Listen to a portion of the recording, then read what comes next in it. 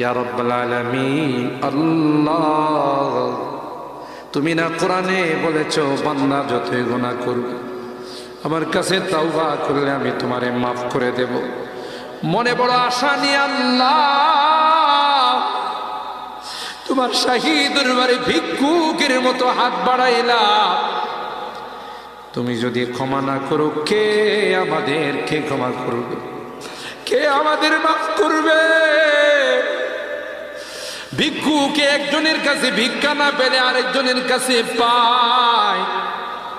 এক দুয়ার থেকে বিতাড়িত হলে আরেক দুয়ারে যায়। তোমার দরবার থেকে যদি মাহরুম হয়ে যায়, বিতাড়িত হয়ে যায়, কার কাছে যাব? কে আমাদেরকে ক্ষমা করবে? মালিক রে, কাঙ্গালের মতো হাত বাড়াইলাম।